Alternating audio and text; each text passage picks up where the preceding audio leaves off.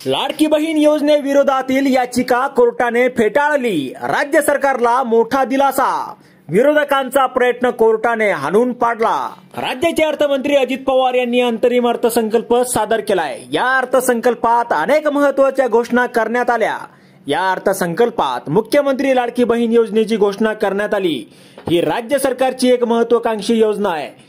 या योजनेला राज्यात मोठा प्रतिसाद मिळत आहे। मात्र महाराष्ट्रातल्या माता भगिनी आर्थिकदृष्ट्या आणखी सक्षम होत आहेत हे विरोधी पक्षांना पाहवलं नाही आणि दुसरीकडे या योजनेविरोधात एक याचिका दाखल करण्यात आली होती।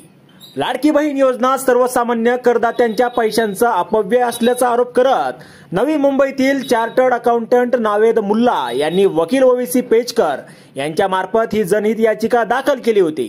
लाडकी बहीण योजना बंद पाडायची म्हणून विरोधकांनी मुल्ला यांना हाताशी धरलं। विरोधी पक्षनेत्यांनी आधी योजनेला विधानसभेत विरोध केला। योजनेवर खालच्या भाषेत टीका देखील केली। जयंत पाटलांनी तर आता लाडकी बायको योजना आणा असं म्हणत अवघ्या महाराष्ट्राच्या बहिणींची थट्टा केली।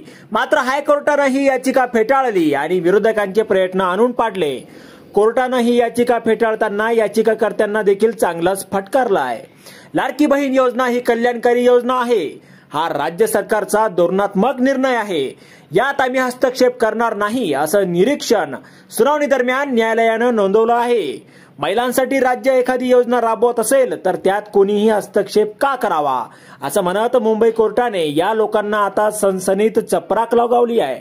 योजनेविरुद्ध आपली कारस्थाने आणि अफवा सफल होत नाहीत हे पाहून काँग्रेसनेच या नावेद मुल्लाला प्लांट केलं होतं।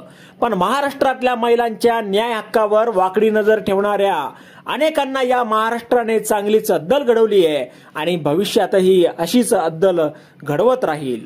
आता यावर तुम्हाला काय वाटतं तुमचं मत कमेंट बॉक्स मध्ये लिहायला विसरू नका। व्हिडिओ आवडला असेल तर जास्तीत जास्त शेअर करा आणि आतापर्यंत मराठी मंडळी आपण आपल्या या चॅनलला सबस्क्राइब जर केलेलं नसेल तर चॅनलला सबस्क्राइब करा।